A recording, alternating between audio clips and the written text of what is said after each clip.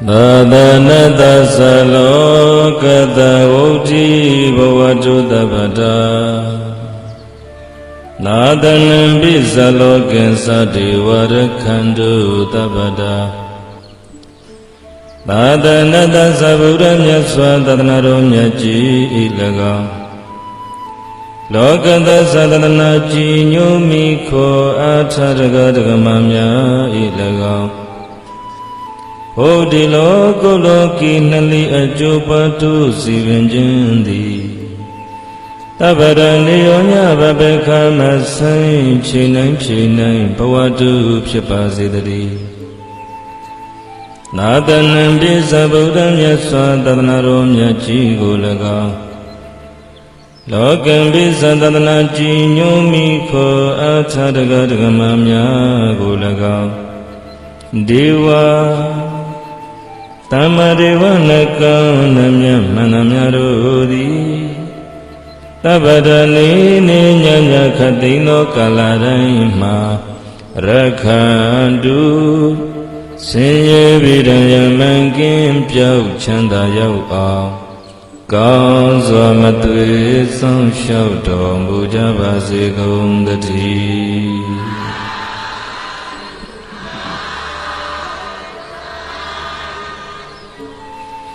Suram Patana Linga Savakali Tumbai Myan Sansan Yusu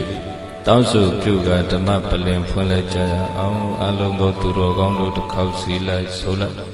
Piya Alom Jandu Tung Gong Tausu Pyujaya Aung Buddha Myaswa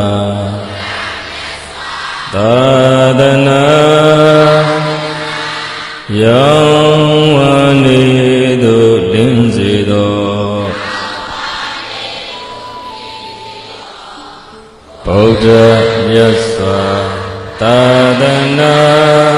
Yang Wani Do Linzido Buddha Myaswa Tadana Yang Wani Do Linzido Buddha Myaswa Tadana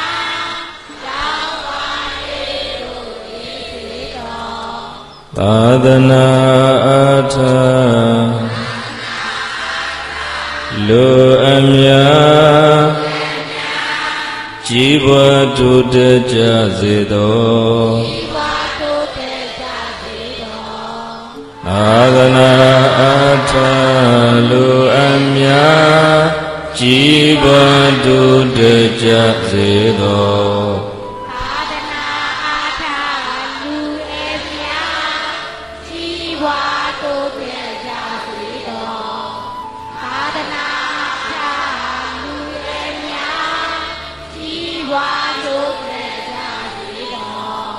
Tamma Deva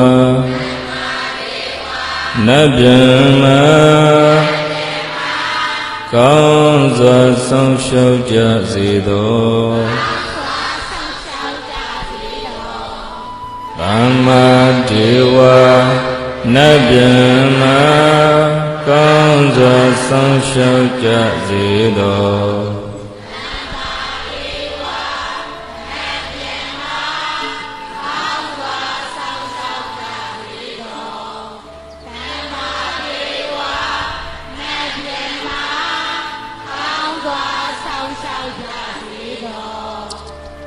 Adanata sabuddhamya svatatnarumya ji ilaga Lokata satatna jinyumikho atharagagamamya ilaga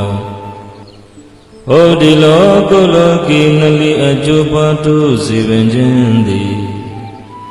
Tabarani onya babeka masai chinai bhavatu pshapazidari Nadanambi sabuddhamya svatatnarumya jigulaga Lokambi satatna jinyumikho atharagagamamya gulaga Deva Tamadeva nakanamya manamya rodi Tabarani ninyanya khatino kalaraima Rakhandu ဆင်းရဲပေဒံယမံကင်းပြောက်ချမ်းသာရောက်အောင်ကောင်းစွာမသွေဆုံးလျှောက်တော်မူကြပါစေကုန်သတည်း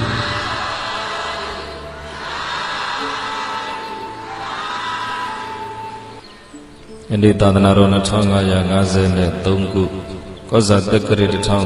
1382ခုနှစ်ပြာသူလပြည့်ကျော်73ရက်နေ့ညချကာလ9 နာရီမိနစ်30ချိန်မှစတင်၍မန္တလေးမြို့ထွန်တုံးမြို့သစ်ဘာဝထုတ်13ရပ်ကွက်တောင်ကတိ9ရက်ခန့်ကဘဝတစ်ပတ်ကွယ်လွန်သွားသည့်ကွယ်လွန်သူမိခင်ကြီးတော်ကျင်ဆိုင်နှင့်အဇမထင်တန္တရာမှတော်ဆက်ခဲ့ကြသည့်ဆွေဟောင်းမျိုးဟောင်းမိဟောင်းဖဟောင်းမကြွမလို့ကြသေးသည့်ပုဂ္ဂိုလ်တ attva အပေါင်းတို့အားယေရှုပြီးမှကျေးဇူးတိကြသည့်ကြာရစ်သူသာသမီများဖြစ်ကြသောတော်တင်တင်နွဲ့တော်တင်တင်လှတော်အလိမ္မာစာပေနှင့်စတိုးဥယျာဉ်မြင့်တော်တင်တင်ဥပါရမီနီးပြဥပုံမြင့်စောတော်သိမ့်သိမ့်ထေမြတ်စေဆိုင်ကြာရတုသာသမီများကဘဝတစ်ပါးကွယ်လွန်သွားသည့်တာယိကမကြီးဒေါ်ကျင်ဆိုင်နှင့်မကြွမလွတ်ကြသေးသောပုဂ္ဂိုလ်တ attva အပေါင်းတို့အားအမြတ်ဆုံးဌာနဖြစ်တဲ့ဓမ္မဒါနပြုလုပ်၍ညာတမ်းပေးဝေတဲ့ဓမ္မသဘင်ပွဲဦးဇင်းတို့ဟိုပသိမ်ကြီးမျိုးနဲ့တဲကစင်ဖို့ကြီးကျေးပါပထမဝဲဟောကြရတော့အနေငယ်နောက်ကြတာကိုစောင့်ဆိုင်ပြီးတော့နာယူကြတဲ့ဓမ္မကိုမျက်နှိုးကြသူဓမ္မမကတရားနာပရိသတ်ပေါင်းသူတော်ကောင်းတို့အားကျေးဇူးတင်ကြောင်းအရင်ဆုံးပြောလိုပါတယ်။ကွယ်လွန်သွားကြသူများရည်စူးပြီးပြုတဲ့ကုသိုလ်ပွဲတာကျေးဇူးတိသူတို့ရဲ့ပွဲလို့ဆိုရပါကျေးဇူးရှိရင်ကျေးဇူးသိရတယ်ကျေးဇူးရှိလျက်ကျေးဇူးမသိရင်လူမပီတာဒါကြောင့်ကြာရတုသာသမီများဖြစ်ကြတဲ့မောင်နှမတစုတို့နဲ့တကွကြွလာကြသည့်အလုံးသောဓမ္မပရိသတ်ပေါင်းသူတော်ကောင်းတို့အတွက်ဒီနေ့ညဓမ္မလက်ဆောင်ပေးခြင်းနဲ့တရားလေးကမမြဲတာကိုနားလည်ပါဗတရားတဲ့အနေဇဝတ္တသင်္ခါရဥပ္ပါဒဝယဓမ္မိနောဥပ္ပိစိတဝါနိရုဇံတိတေတံဥပသမောတုခောသင်္ခါရကံစေဥဟာကြောင့်လေပြတို့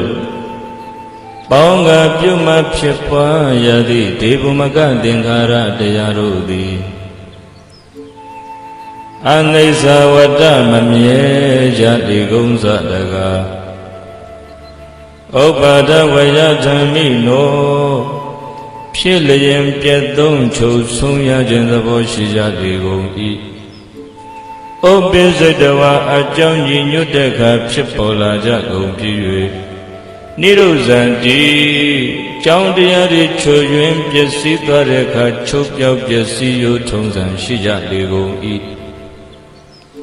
ဒေသံတို့ယုံနာနှစ်သိန်းဖြစ်ခြင်းပြည့်ခြင်းတို့၏ဝုပသမောချုပ်ရညည်းရာဖြစ်တဲ့နိဗ္ဗာန်အငြိမ့်တကြီးသည်ကဒုက္ခချမ်းသာတကားတို့ထက်အချမ်းသာဆုံးကြီးစင်စစ်အမှန်ပင်ဖြစ်ပါပေတော်တည်း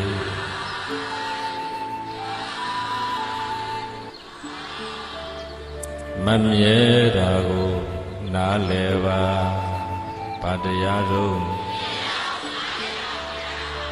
မမြဲတာကိုဉာဏ်နဲ့နားလည်ရဉာဏ်ရှိတဲ့သူမှမမြဲခြင်းသဘောကိုနားလည်နိုင်လေ မမြဲတာကိုနားလည်နိုင်တဲ့ဉာဏ်ပညာတကယ်ရရှိရင်ပိဋကကြီးတို့တောကအပူမီးတွေလောင်မြိုက်ခံရခြင်းမှသက်သာလေမမြဲခြင်းကိုမစင်ခြင်းနိုင်ရင်မစင်ခြင်းနိုင်တယ်လို့စိတ်ရဲ့သဘောကငါဟာဆိုပြီးတော့ဥပါဒံလက်နဲ့တင်းတင်းဆွဲဆုပ်ထားမိတတ်တယ်ဘာကိုနားမလဲလို့ဒါကြောင့်အရာအလုံးဟာဖြစ်ပြီးရင်ပြတ်သွားလို့မမြဲဘူးဆိုတာကိုနားလည်ရမယ်ပါရပိဒတိယောဂီအစဉ်နုပြုခြင်းဟာကိုမြဲရလားယောဂီအစဉ်နုပြုခြင်းကအိုမင်းနောက်ဆုံးရှိကြ၏ယောဂီဘလောက်နုပြုလှပပေမဲ့လို့နောက်ဆုံးမှာအိုမင်းခြင်းနဲ့အဆုံးသတ်ရတာပဲမာရပိတကြီးဇီဝိန်ထေလင်းသက်ရှင်ခြင်းကသေမင်းနောက်ဆုံးရှိကြ၏အသက်ရှင်နေတာကိုမြဲရလားမမြဲဘူးကျမ်းမာတာကိုမြဲရလားကျမ်းမာတာဟာလည်းယောဂရခြင်းမှာဆုံးတာပါပဲဒါကြောင့်မမြဲတာကိုနားလည်ပါအတိတ်တန်တရားမှာကံဆုံးကြတဲ့သူတွေဟာဒီဘဝမှာကြုံကြသည်အတိတ်ရည်စက်ကုသိုလ်ကောင်းမှုကံကဆုံးခွင့်ပေးလိုက်တော့မဆုံးဘူးလားကံကုန်တော့ခွဲရတယ်ဒါဖြင့်တွေးဆုံခြင်းတွေကိုမြဲရလားမမြဲတာကိုနားလည်ပါမိငါဤသဗ္ဗေအလုံးစုံသောပြည့်ရဟိချစ်တဲ့သူတွေနဲ့မနာပိငါမျက်နှိုးရတဲ့သူတွေနဲ့နာနာဘာဝဝါနိုင်ငံရေးစီးပွားရေးပညာရေးစတဲ့ရေးအမျိုးမျိုးကြောင့်ရှင်ခွဲခွဲရခြင်းသည်၎င်းဝိနာဘာဝဝါငါကအရင်ဖြစ်စေသူကအရင်ဖြစ်စေတေခွဲခွဲရခြင်းသည်၎င်းဘဝိတ္တိတနေ့နေ့တွင်မလွဲမသွေဧကံမုတ်ချဖြစ်ကိုဖြစ်ရပေလိမ့်မည်ဣတိဧသောအဋ္ဌိယဝမိမပဲဖြစ်စေပုရိသေနဝယောက်ျားပဲဖြစ်စေကဟထေနဝအေယတိထောင်လူပေါင်းမှနေကြတဲ့လူသားတွေပဲဖြစ်စေပပစီတေနဝအေယမထောင်ယဟန်ပေါင်းမှနေကြတဲ့ယဟန်တို့တွေပဲဖြစ်စေအဘိနံအမျက်မပြတ်ပစ္စဝခေတပံကောင်းစွာမသွေဆင်ခြင်းနှလုံးသွင်းပြီးတော့နေသင့်ပါတယ်လို့တထာနလူတို့ဆရာဘုရားရှင်ကိုရောမြတ်သည်ဩဝတိကရုဏာရှိရှုဆုံးမတော်မူခဲ့ပါပေတည်း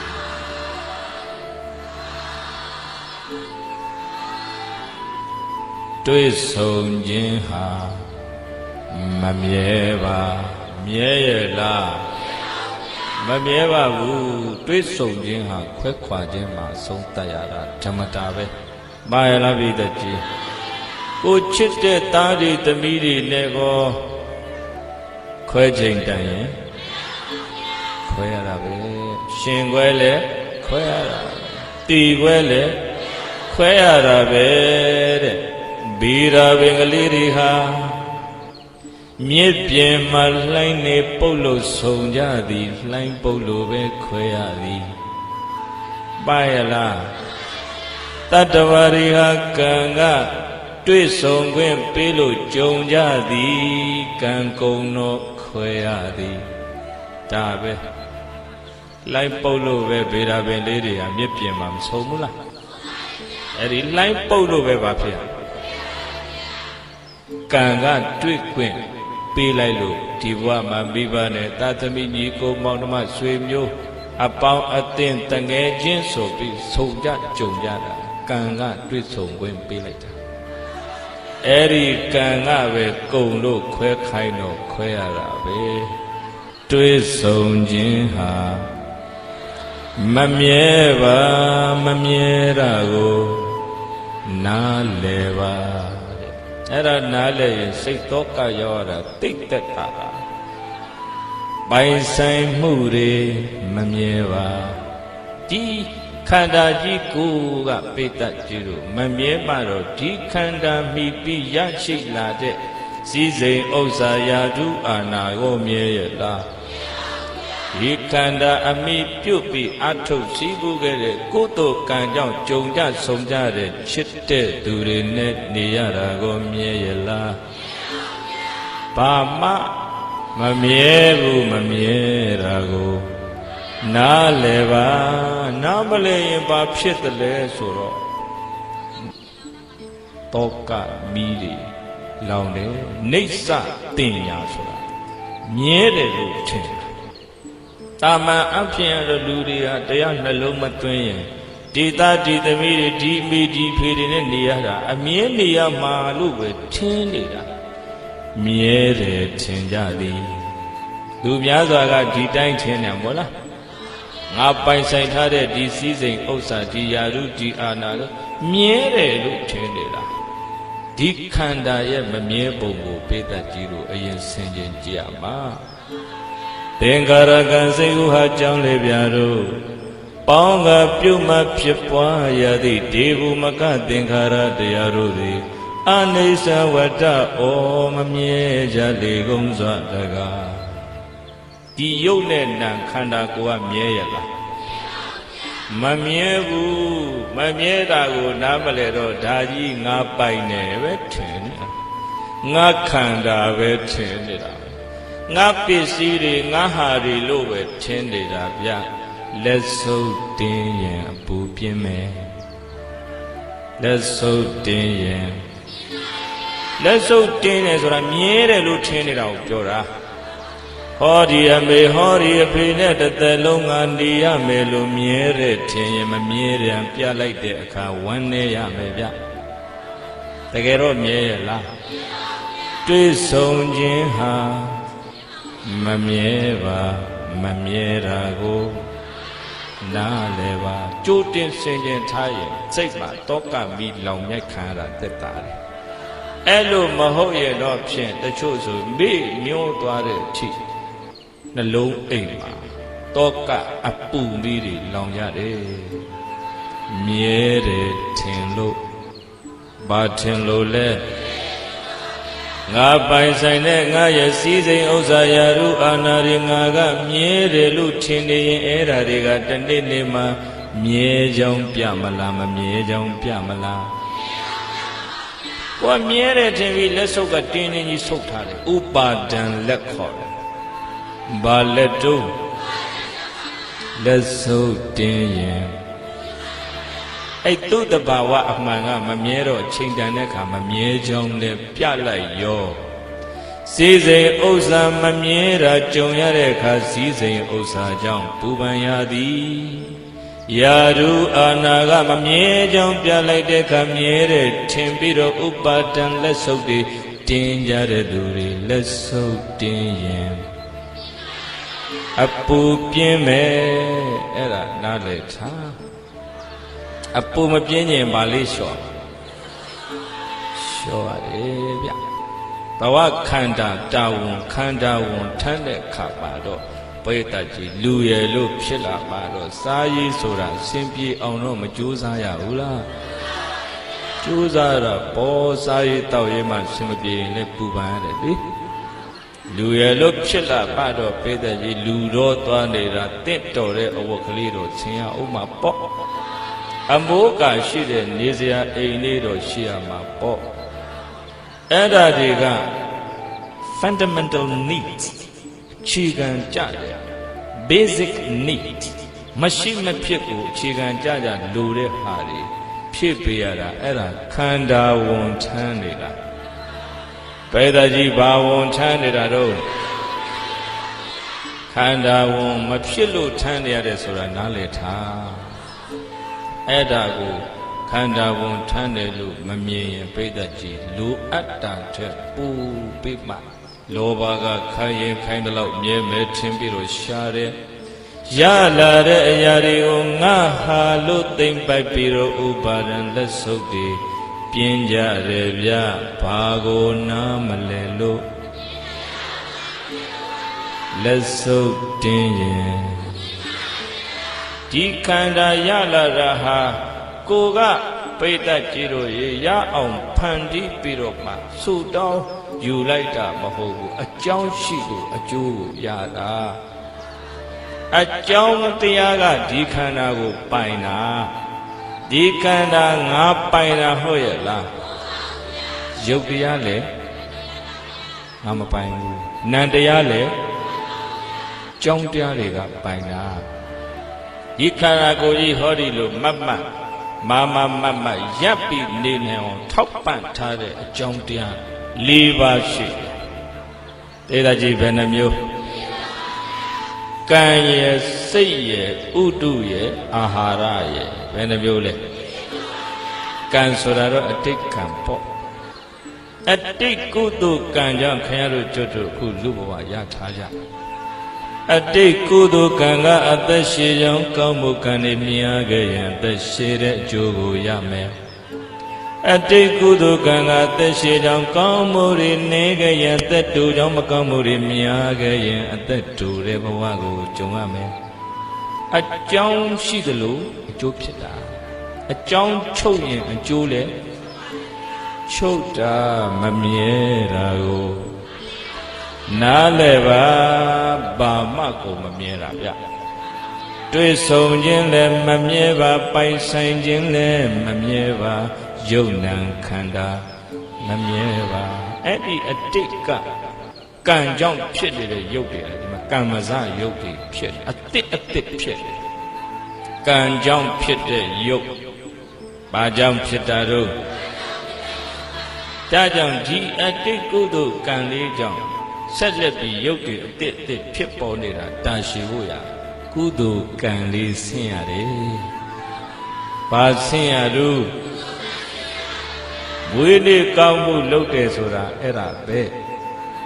အတိတ်ကကုသိုလ်ကံကြောင့်လူဘဝရလာတဲ့နေ့မှာမမေ့မလျော့နဲ့ကုသိုလ်တွေထပ်ဆင့်ပြုလာ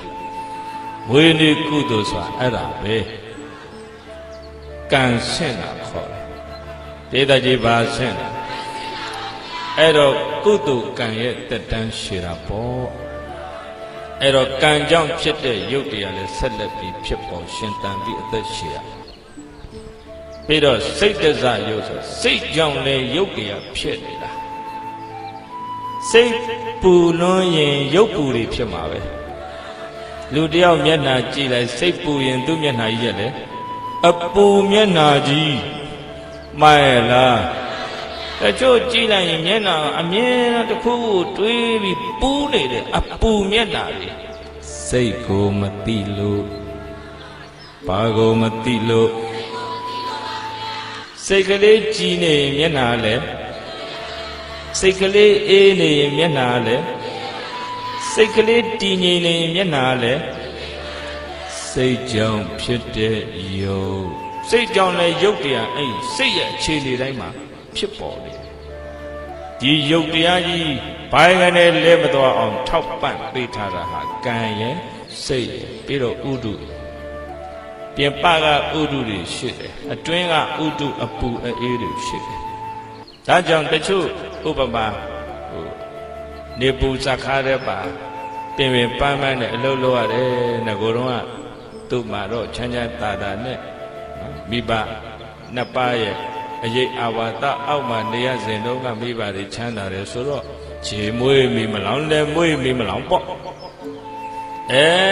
စိဘာဥစ္စာယောပါလာလို့ဖြစ်အိမ်တော်ကြသွားလို့ဖြစ်ဘဝကိုရုန်းကန်ရပြီဆိုကြုံတယ်လို့ရုန်းကန်နေပူထဲမှာအလုပ်လုပ်တဲ့ကငကိုယ်တော့ကဖြူနေတဲ့သားလေးရပါဖြစ်ဥတုဇာယုတ်ဥတုအတိုင်းယုတ်တရားလည်းဖြစ်တယ်အဲ့ဒီလိုအတစ်ဖြစ်နေတာအဲ့တော့စားတဲ့တောက်တဲ့အစားတောက်တွေကြောင့်လည်းပဲနေ့တိုင်းယုတ်တွေအတစ်မဖြစ်ဘူးလားအာဟာရဇယုတ်ဒီယုတ်ကြီးဘိုင်းကနေလဲမသွားအောင်ထောက်ပံ့ပေးထားတာအဲ့ဒီအကြောင်းတရား၄ပါးဘယ်နှပါတော့ကံရဲ့စိတ်ရဲ့ဥဒုရဲ့အာဟာရရဲ့လူဘဝမှာရခဲ့တဲ့လူဘဝမှာအသက်ကို ရှေရှေလေးတည်ပြီးတော့ကုသိုလ်ကောင်းမှုတွေများများစုပြီးအောင်ပြုတ်တိုင်ဖို့ဆိုရင်ဒီတရားတွေရုပ်ဖြစ်ကြောင်းတရားတွေနားလည်ပြီးတော့မှရှင်းချင်းနေတတ်ရတာပေါ့ကံတရားကိုလည်းခုနလိုမွေးနေ့မှာကုသိုလ်ပြုပြီးဆင့်ပေးရတယ်စိတ်ဓာတ်ကလေးကိုလည်းအပူတောကတွေမလောင်အောင်တရားလေးနဲ့နှလုံးသွင်းပြီးထိန်းတတ်ရတယ်စိတ်ပူနေပြီဆိုရင်ဘာတွေတွေးနေသလဲလို့စိတ်ကိုပြန်ကြည့်ရတယ်ပူစရာတွေးတော့မပူဘူးလားပူစရာမတွေးပဲနဲ့စိတ်ကလေးကိုအေးနေအောင်ပစ္စုပန်အလုံးလုံးနေရင်ဒီအလုပ်ထဲမှာစိတ်ကလေးငြိမ်နေအောင်ထိမှုလေးတွေသိပြီးတော့ဦးစဲလက်ဆွဲတစ်ခုရှိတယ်ယူမလားစိတ်အေးချောင်းတရားလေးရှိတယ်ဘဝဆိုတာတော့ပူစရာတွေကတွေ့မှာပဲဘဝဆိုတာဒုက္ခလေဒုက္ခဖြစ်တဲ့ဘဝကိုရထားမှတော့ဒုက္ခဟာရှောင်လို့လွတ်မလားတောကပေါ်တဲ့လောကရောမှာမောဟတွေထူပြောနေရင်တော့ဘဝအမောတွေရင်ဆိုင်ရမည်မှန်ရလားတရားလေးတစ်ခုတော့လက်ကင်ထားမှယူမလားပါဇတ်ထဲရင်ပါသွားလို့မရဘူးလိုက်ဆိုထီတိတတိအမြဲရှိနှလုံးစိတ်ဝမ်းငြိမ်းချမ်း၏ထီတိတတိအမြဲရှိနှလုံးစိတ်ဝမ်းငြိမ်းချမ်း၏ရမလားသုံးခေါက်ဆို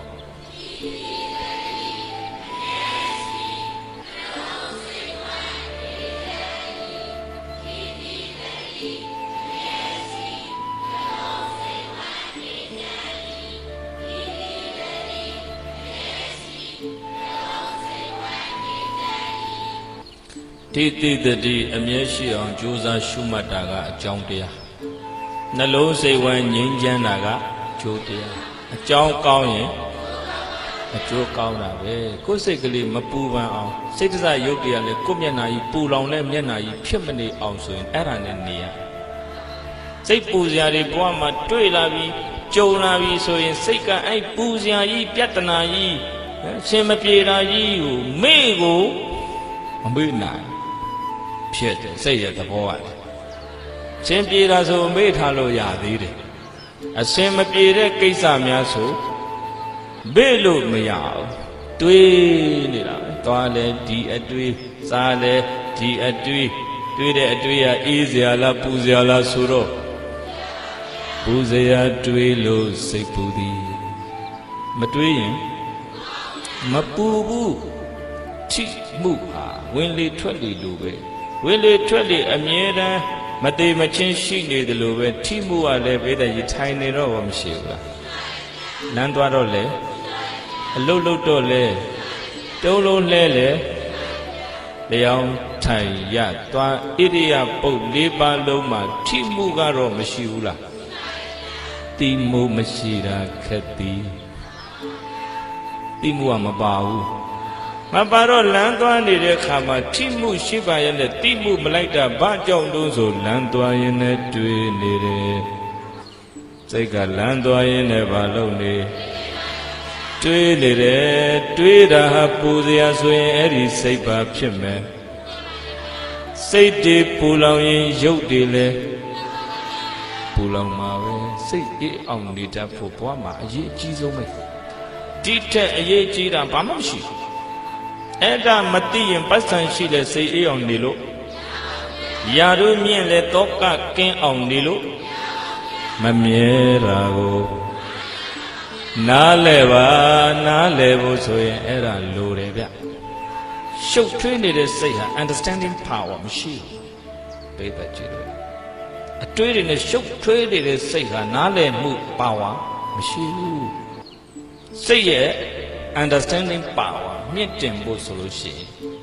အတွေးတွေလျှော့ရမယ်။ဘာတွေလျှော့အတွေးတွေယော့သွားရင်စိတ်ကပေါ့ဒါဖြင့်စိတ်လေးနေတာဘာတွေကြောင့် လေးတယ်ငါစိတ်တွေလေးတယ်လေးစိတ်တွေညစ်တယ်ပူတယ်တဲ့ညီးနေကြစိတ်ပေါ့ကြောင်းစိတ်အေးကြောင်းစိတ်ကြည်ကြောင်းတရားပေးမယ်ဆိုတကယ်မယူဘူးအဲ့တော့လက်တွေ့လှုပ်ကြည့်ပေါ့အခုထိုင်နေတော့ထိနေတာရှိဘူးလားထိုင်တော့ထိနေတာလေရှိတယ်မနေ့တုန်းကထိတယ်လားခုထိနေမနှက်ပြန်ကြမှာထိမှလားခုထိနေထိမှုနောက်ကတိမှုလိုက်အဲ့ထိတာလေးကိုစိတ်ကလေးလှမ်းပြီးတိလို့မရဘူးလားထိတာလေးကိုတိနေရင်စိတ်ကလေးကပစ္စုပန်မှာမနေဘူးလားပစ္စုပန်မှာနေတော့အတိတ်ကိုတွေးတာနဲမသွားဘူးလားအနာဂတ်ပြေးတာတွေနဲမသွားဘူးလားနဲသွားတယ်ပစ္စုပန်မှာနေတဲ့စိတ်ဟာအေးပါသည်ပစ္စုပန်မှာနေတဲ့စိတ်ဟာအေးပါသည်စိတ်ကလေးအေးခြင်းရင်ဘယ်မှာနေရမယ်အတိတ်မှာမနေနဲ့အတိတ်ကပူဇော်တွေကိုတွေးနေရင်အဲ့ဒီစိတ်ဟာအတိတ်မှာနေတာဗျအနာဂတ်ကိုတွေးပြီးတော့ပြန်လည်ပူပန်ဒုက္ခတွေရောက်နေရင်အဲ့ဒီစိတ်ဟာအနာဂတ်မှာမှန်ရလားပစ္စုပန်ထိမှုလေးတွေကိုရသလောက်ကြိုးစားအားထုတ်ရှုမှတ်တတိယတိုင်းရတိုင်းစိတ်တွေးတွေပြန်ကြည့်စိတ်ကအခုဘာတွေတွေးတယ်လဲဘသူအကြောင်းတွေးတယ်လဲဘယ်အကြောင်းအရာဘယ်ကိစ္စဘယ်အာယုံကဒီစိတ်ကိုကျိုးနဲ့တုတ်ကလာရောက်ပြီးလွှမ်းမိုးရစ်ပတ်နှောင်ဖွဲ့ထားတယ်လဲအဲ့ဒီအတွေးတွေကမြင်ရလားဒီလိုတွေးတော့ဘယ်လိုခံစားချက်ဖြစ်တယ်လဲဟိုလိုတွေးတော့ဘယ်လိုခံစားချက်ဖြစ်တယ်လဲ we have to be mindful of our mind and thoughts စိတ်နဲ့အတွေးကိုသိနေပါဘာနဲ့ဘာကိုသိဘဝမှာပြဿနာခက်ခဲဆိုတာကတော့လူတိုင်းရှောင်လို့မလုပ်ဘူးအဲ့ဒါတွေကိုရင်ဆိုင်တဲ့အခါမှာတရားသိတဲ့သူတရားရှိတဲ့သူကအေးအေးလေးရင်ဆိုင်သွားတရားမသိတဲ့သူတရားမရှိတဲ့သူတော့ဗราမြေလူးသွားတာပဲအပူမျက်နှာသူ့မျက်နှာကြည့်လိုက်ရင်ကိုဘာဖြစ်နေပူနေတယ်သူစိတ်ကဘာဖြစ်လို့စိတ်ပူရင်ရုပ်တည်ပူတာပဲစိတ်အေးရင်ရုပ်လဲအေးတယ်စိတ်ငြိမ်ရင်ရုပ်လဲငြိမ်မယ်ဗျဒါကိုလူတိုင်းနားလဲသဘောပေါက်ဖို့ဟာဒီနေ့အရေးကြီးဆုံးပဲအဲ့ဒါနားလဲအောင်မလုပ်ကြလို့ပဲအိမ်တိုင်းဆူပွက်နေတာနေရာတိုင်းမှာမတရားမှုတွေများနေတာဘာကိုနားမလဲလို့စိတ်ကိုနားမလဲလို့စိတ်ကိုသိရင်ဒီစိတ်အတွေးတွေဟာလဲမြဲတာတွေ့မှလားမမြဲတာတွေ့ပါအတွေးလေးတစ်ခုကဖြစ်ပြီးဖြစ်ပေါ်ပြီးပြောင်းစိတ်ချမ်းသာမှုလေးကလည်းဖြစ်ပြီးဖြစ်တာပေါ်ပြီးဝမ်းနေတဲ့အတွေးလေးကလည်းတွေးပြီးတော့သိလိုက်ရင်ဖြစ်ပြီးမမြဲတာကိုနားလဲပါနားလဲဖို့ရာဉာဏ်ပညာလိုသည်နားလဲဖို့ဘာလိုလဲဉာဏ်ရှင်ဖို့ဟာတတိဝင်ဖို့လိုပါသည်တတိရှိမှပါရှင်တယ်ထေတိတတိအမြဲရှိနှလုံးစိတ်ဝမ်းငြိမ်းချမ်းဤဘဝမှာပူဇော်တော့ကတွေ့လေအဲ့ဒီလူကအာကိုလေးရှိသွားပြီတို့မှလက်ကင်တရားလေးရှိသွားပြီပြဿနာကိစ္စဖြစ်တာကစိတ်မချမ်းမြေ့စရာကြုံရတာကဘိဒ္ဓကြီးအချိန်ပိုင်းလေးပါပြဿနာဖြစ်တာကအကြာကြီးမဟုတ်ဘူးခဏလေးဖြစ်လိုက်တာဒါပေမဲ့စိတ်ကအဲ့ဒါပြန်တွေးနေတာကတရက်နဲ့လည်းမပြီးဘူးနှစ်ရက်နဲ့လည်းမပြီးဘူးသွားတဲ့အချိန်နဲ့ဒါမေ့ထားလို့မရဘူးထမင်းစားချိန်နဲ့မေ့ထားလို့မရဘူးညအိတ်ချိန်လူကတော့အိတ်ရတဲ့ရောက်နေပြီစိတ်ကမအိတ်ဘူးဘာလုံးနေတော့အိတ်ရတဲ့လည်းတွေးနေတယ်တွေးတာဟာအေးစရာဆိုတော်သေးရဲ့တွေးတာကပူစရာကြီးဆိုအိတ်မပြောခင်တစ်လျှောက်လုံးဘာဖြစ်လဲစိတ်ပူရင်ရုပ်တွေလည်းပူတာပဲအဲ့ဒီအပူတဲ့နဲ့သွားကြရင်သူ့နှုတ်ကထွက်လာတဲ့စကားတွေကလည်းအေးတဲ့စကားတွေလားပူတဲ့စကားတွေလား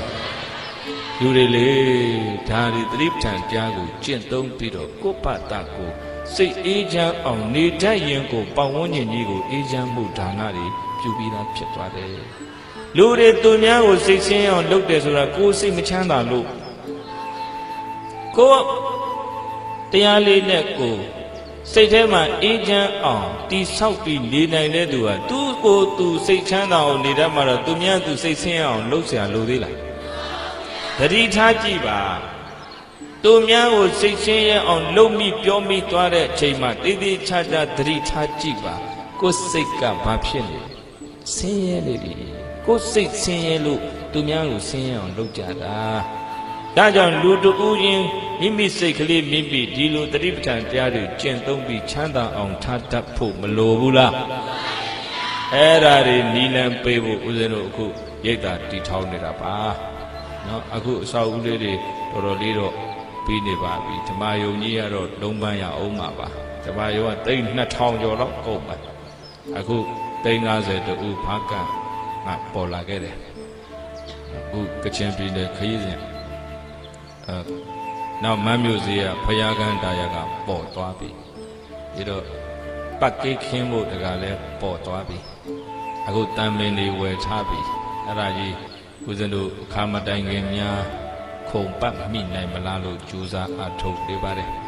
အဲ့ဒါကြီးပြီးသွားရင်ကလေးတွေလည်းငယ်ငယ်တဲ့ကျောင်းသူကျောင်းသားဘဝကလေးက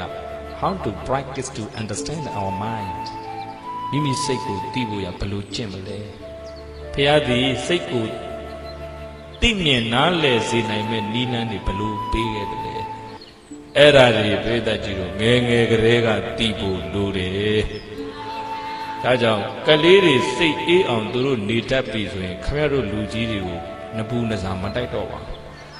ဘူးသူတို့နဘူးနဇာတိုက်ပြီးတော့မိဘတွေလည်းစိတ်ပူနေရတာဟာစိတ်ကိုမသိလို့ပဲမှားရပြိတ္တကြီးစိတ်ကိုဒီလိုကျင့်စဉ်လေးတစ်ခုလက်ကင်ထားလိုက်ရင်ဘလောက်ပူစရာတွေ့အဲ့လိုကသူများလိုပူကြောမရှိဘူးပုထုဇဉ်ကိုမပူပဲမနေနိုင်ရင်ပူလိုက်တယ်ဒါပေမဲ့ပူစရာကိုစိတ်ကတွေးနေရင်စိတ်ကိုပြန်ကြည့်တဲ့အလေးကျင့်လုပ်တဲ့သူဟောပူနေပြီစိတ်ပူနေပြီစိတ်ပြန်ကြည့်လိုက်တော့စိတ်ကဘာဖြစ်နေဘာဖြစ်လို့ပူပါလိမ့်ဆိုတော့တေချာကြည့်လိုက်တော့ပူစရာတွေတွေးနေတာကိုလူများစွာဟာ they can't stop their thoughts အတွေးတွေကိုရပ်လို့မရနိုင်အောင်ဖြစ်လို့အဲ့တော့ဒီကျင့်စဉ်လေးရှိထားတဲ့သူကစိတ်တွေတိတ်ရှုပ်လာရင်တွေးတွေတိတ်ပြန်လာရင်အဲ့ဒါလေးကြိုးစားပြီးနေလိုက်တန်းသွားလဲမြန်မြန်မသွားတော့ဘူးသမင်းစားလဲကြပြားကြရာကြီးမစားတော့အဲ့လိုတိမှုနောက်ကတိမှုလေးတွေလိုက်နိုင်အောင်ဝီရိယလေးစိုက်တတိကရှုမှတ်ပြီးနေလိုက်ရင်သူစိတ်ကမကြာဘူးပိဿုပ္ပံမှာပြန်နေလာပိဿုပ္ပံမှာနေတဲ့စိတ်ကမအေးဘူးလားအတိတ်ကိုတွေးရင်မအေးပါတိတ်ကလည်းမအေးစရာတွေများတာကို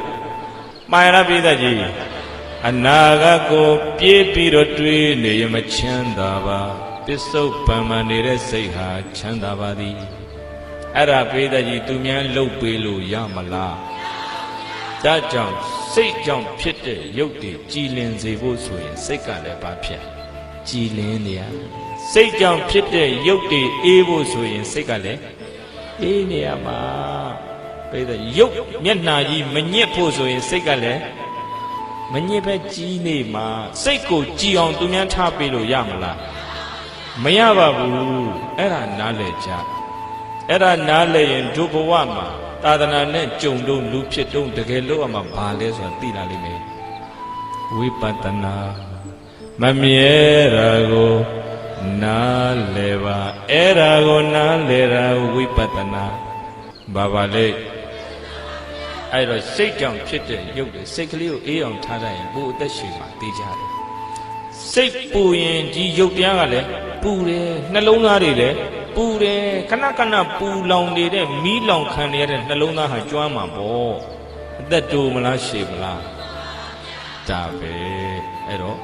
စိတ်ကြောင့်ဖြစ်တဲ့ရုပ်တွေကြည်အောင်စိတ်ကလေးကြည်အောင်ထားတဲ့နည်းတွေသင်ယူပါနာကြပါလေ့ကျင့်ပါဟုတ်ပြီလားဥတုနဲ့ပတ်သက်လို့လည်းမိမိခန္ဓာကအေးတဲ့ဥတုမှာမျှတသလားပူတဲ့ဥတုမှာမျှတသလားဆိုကိုယ့်ကိုယ်ဆင်ခြင်ရတာပဲဦးဇင်းတို့ဆိုလို့ရှိရင်အလယ်ပိုင်းဇာတိဖြစ်တော့မကွေးတိုင်းပင်ဘူးစကုဆိုတော့ပူတယ်လေငယ်ငယ်တည်းကအပူဒဏ်ခံရတော့ပူဒဏ်ကိုခံနိုင်ရှိတယ်တိတ်အေးတဲ့အေးဒဏ်ဆိုခံနိုင်မရှိ အဲ့တော့ဒီခန္ဓာဟာ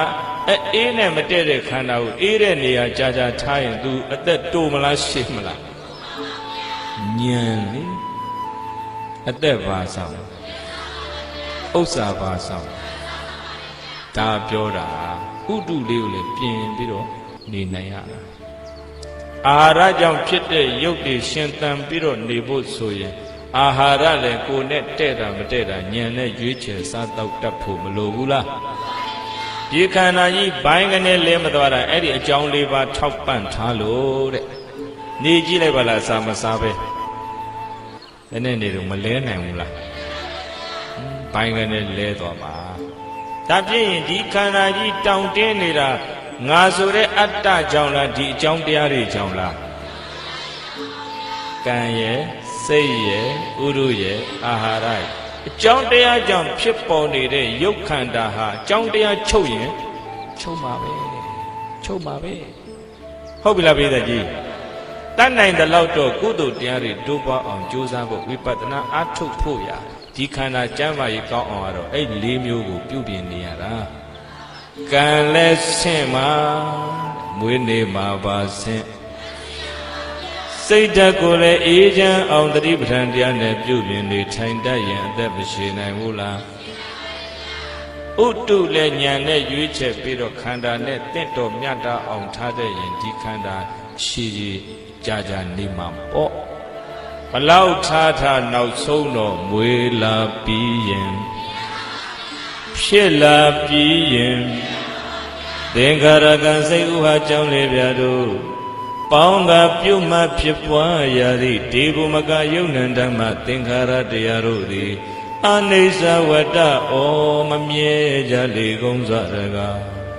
ဥပ္ပါဒဝယဓမ္မိနောဖြစ်လျင်ပြတ်သုံးချုပ်ဆုံးရခြင်းသဘောရှိကြလေကုန်စွာတကားဥပ္ပိစိတ်တဝါအကြောင်းညီညွတ်တဲ့အခါမှာဖြစ်ပေါ်လာပြီး၍နိရောဇံဒီအကြောင်းတရားတွေကုံဆုံးသွားတဲ့အခါချုပ်ပြောက်ပျက်စီးဆုံးရှုံးရသဘောရှိကြလေကုန်၏ဒေသံတော်ယုံနာနှစ်သိန်းဖြစ်ချင်းပြက်ချင်းတို့ဤဝုပသမောချုပ်ရငြိမ်းရဖြစ်တဲ့နိဗ္ဗာန်ငြိမ်းတတ်ကြည်သည်ကဒုက္ခချမ်းသာတကားရုထဲချမ်းသာဆုံးကြီးစင်စစ်အမှန်ပဲဖြစ်ပါပေတော်တည်း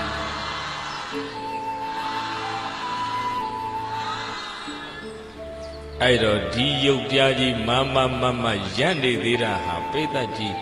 ငါရက်ချင်လို့တကယ်ရက်နေတာဟုတ်ရဲ့လားကြောင်းတရားတွေရှိလို့ကျိုးတရားဖြစ်နေတာဗျဒါဖြင့်ဒီယုတ်ကိုငါပိုင်မပိုင်ပါဘူးပိဋကကြီးအတိတ်ကုသိုလ်ကံကမင်းသေတော့ဆိုသေရတာပဲတော်ပြီမင်းလူဘဝသက်50ပဲနေဆိုတစိ့ခတ်လိုက်ပြီးသားမွေးလာကြတဲ့ပိဋကကြီးမရဏတစိတ်ကခတ်လိုက်ပြီးသားမမြဲတာကိုနားလည်ပါနားလည်ဖို့ရာသိဉာဏ်လိုတယ်ဘာလို့လဲအသိဉာဏ်ရှင်ဖို့ရာတတိရှိဖို့လိုပါသည်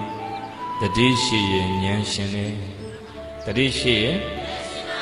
ဉာဏ်ရှင်ရင်အဲ့ဒါကိုနားလည်တယ်နားလည်ရင်လက်စုပ်ကလေးတွေလျှော့လို့ရတယ်ငါအမေငါအဖေဆိုတဲ့အစွဲတွေရော့မယ်ငါသားငါသမီးငါပစ္စည်းငါယာရုငါအာနာဆိုတဲ့အစွဲတွေရော့မယ်လက်စုပ်တင်းရင်တော့အပူပြင်းမှာပဲဘသူဖြစ်ဖြစ်တရားကတရားပဲမှားရလားပြိတ္တကြီးအဲ့တော့ဒီခန္ဓာကြီးကတကယ်တော့ငါပိုင်တာပဲမှာဟုတ်လို့လေရုပ်တရားလည်းငါမပိုင်ဘူးခုနအကြောင်းတရားတွေကပိုင်တာကံကဖြတ်လိုက်တာနဲ့သွားပြီးတော့ခွဲတော့ဟုတ်ပြီလားပြိတ္တကြီးစိတ်ဓာတ်တွေကျသွားတာနဲ့ရုပ်ကလည်းပုံကျသွားနိုင်တယ်ဥတုပြင်းတာနဲ့ပြိတ္တကြီးတို့သိနိုင်တယ်ဥတုဇယုတ်ဒီယုတ်ဥတုကပိုင်ထားတာဒါကိုငါဟာလုံနေတော့လက်စုပ်တင်းရင်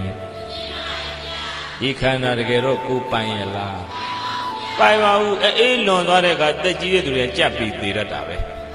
အပူလွန်လုံးရင်လည်းပြည့်တဲ့ကြီးမခံနိုင်မှုယုတ်က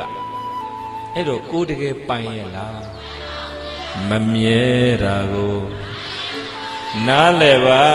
နားလဲရင်စိတ်ပူရာသက်သာမယ်ဗျမှားရလားပြည့်တဲ့ကြီး အဲ့ကြောင့်တရား၄ပါးပိုင်တာပါခုချက်ချင်းအစားမကြည့်ပါလားသေတို့ရှိတဲ့သူတွေအုံတို့ခေါက်ဆွဲဆိုင်သေသွားတာမနေဘူးပဲအာဟာရကပိုင်တာငါတကယ်မပိုင်ဘူးစိတ်ကောပိုင်ရလားပိုင်ဖို့ပြတ်တတ်ကြည့်လို့ငါမြင်နေဆိုငါမြင်နေဆိုငါပဲထင်နေတာပါမြဲတယ်လို့ထင်ကြသည်လက်ဆုပ်တင်လို့ပါပြင်းသည်ဒါကိုသဘောပေါက်ကြဥပမာမြင်စိတ်ကလေးတစ်ခုမြင်စိတ်ကလေးတစ်ခုဖြစ်ပေါ်ဖို့ရမျက်စိအကြည်ထက်ကောင်းဖို့မလိုဘူးလားလိုတယ်မြင်စရာအာယုံရောရှိဖို့မလိုဘူးလားဟုတ်ပြီမျက်စိအကြည်ထက်ကောင်းတယ်မြင်စရာရှိတယ်ဒါပေမဲ့မီးတွေပြတ်သွားကြည့်ပါလားအလင်းရောင်ရှိဖို့မလိုဘူးလားဟောမြင်စရာတော့ရှိတယ်မျက်စိရဲ့ကြည်တက်မကောင်းမျက်လုံးကန်းနေမြင်မလားမြင်စရာရှိလျက်မမြင်တာလားမရှိလို့မမြင်တာလားမြင်စရာကရှိတယ်မျက်စိကြည်ရုပ်ကအကောင်ချွေရွေးနေတယ်ကံကြောင့်ပေးတဲ့ရုပ်ကရပ်သွားရင်မျက်စိကန်းတာပဲဟုတ်ပြီလားပြေသက်ကြီးအဲ့ဒါဆိုရင်မြင်ရသေးလားမြင်စရာရှိတယ်ဒီမှာမြင်မျက်စိကြည်ရုပ်ချွေရွေးသွားတယ်အဲ့တော့မြင်စိတ်ကလေးတစ်ခုဖြစ်ပေါ်ဖို့ရာမျက်စိအကြည်လည်းကောင်းရတယ်မြင်စရာလည်းရှိရတယ်အလင်းရောင်လည်းစိတ်နှလုံးသွင်းမှုလည်းရှိရတယ်သတိမပြုမိရင်ပေးတဲ့ကြီးလမ်းမှာတွေ့ရတဲ့တငယ်ချင်းဟိုဘက်ကလမ်းတွေ့လာနေဘွက်ဒီဘက်ကနေသွားနေတယ်ကိုယ်တွေးတွေနဲ့ကိုယ်သွားနေတယ်အာယုံမပြုမိဘူးမမြင်ပါဘူးမမြင်ဘူးကိုယ်အာယုံကိုယ်အတွေးနဲ့ကိုယ်သွားနေတာကိုတွေ့လျက်မမြင်တာလားပေးတဲ့ကြီးလာနေတာကြီးရှိလျက်ကိုမမြင်တာနှလုံးမသွင်းမိလို့အဲ့တော့မြင်စိတ်ကလေးတစ်ခုဖြစ်ပေါ်ဖို့ရာအကြောင်း၄မျိုးရှိရတယ်မျက်စိကြည်ရုပ်ရဲ့မြင်စရာယူပါယုံရဲ့အလောကအယောင်လင်းရဲ့မနတိကာရနှလုံးသွင်းမှုရဲ့ဒါဖြင့်မြင်စိတ်ဟာငါပိုင်တာဟုတ်ရလားအကြောင်းတရားတွေကပိုင်ကြသည်မျက်စိကြည်ရုပ်ဖောက်ပြန်သွားရင်လည်းမြင်စရာရှိမှမမြင်ဘူးသူပိုင်တာကိုသူချွတ်ယွင်းသွားရင်ပေးတဲ့ကြီးလို့အကျိုးလဲချုပ်ကြအကြောင်းချုပ်ရင်အကျိုးလဲမမြဲတာကိုဒါပေမဲ့ငါမြင်လာလို့ထင်ကြသည်ငါကိုယ်တိုင်မြင်လိုက်တာပါတဲ့တကယ်ကိုပဲစွဲနေတာလက်ဆုပ်တင်းရင်တကယ်တော့အကြောင်းရှိလို့ဘာတွေဖြစ်နေအကြောင်းချုပ်ရင်တဗ္ဗေလုံးစုံကုန်သောသင်္ခါရယုတ်နံဓမ္မသင်္ခါရတရားတို့သည်အနိစ္စဩဖြစ်ပြီးပြတ်သွားတယ်လို့မြင်ကြကုန်စွာတကားဣတိဤကဲ့သို့ယထာကျင်္ခါကာလမှာပတ္တတိဝိပဿနာဉာဏ်ပညာဖြင့်ကောင်းစွာထင်ထင်သိမြင်လိုက်ပါပေ၏အထထောကဲ့သို့ယုတ်တရားနံတရားတို့ရဲ့ဖြစ်ပြီးပြတ်သွားလို့မတည်မြဲခြင်းကိုသဘောပေါက်နားလည်လာတဲ့အခါမှာဒုက္ခဖြစ်လိုက်ပြက်လိုက်နှိမ့်ဆက်နေတဲ့ယုံ nant ဒုက္ခသစ္စာတရားပေါ်၌နိဗ္ဗိန္ဒတိဉာဏ်ကညီငွေလာသည်ဘာကညီငွေလာတယ်နိဗ္ဗိန္ဒတိညီငွေလာတယ်ဧတဧသောအဲ့ဒီလိုယုံ nant နှစ်သိင်းဖြစ်ချင်းပြည့်ချင်းကိုကောင်းစွာထင်ထင်ကြိမ်ပန်များစွာသိမြင်လာတဲ့အတွက်ကြောင့်ညီငွေလာခြင်းသည်ဝိသုဒ္ဓိယကိလေသာစင်ကြယ်တဲ့နိဗ္ဗာန်ချမ်းသာ၏မေခောရာကြောင်းရောက်ကြောင်းအကျင့်ကောင်းလမ်းကောင်းကြီးဖြစ်ပါပေတယ်လို့သထာနလူတို့ဆရာဘုရားရှင်သည်ကထေတိကရုဏာရှိရှုဟောကြားတော်မူခဲ့ပါပေသတည်း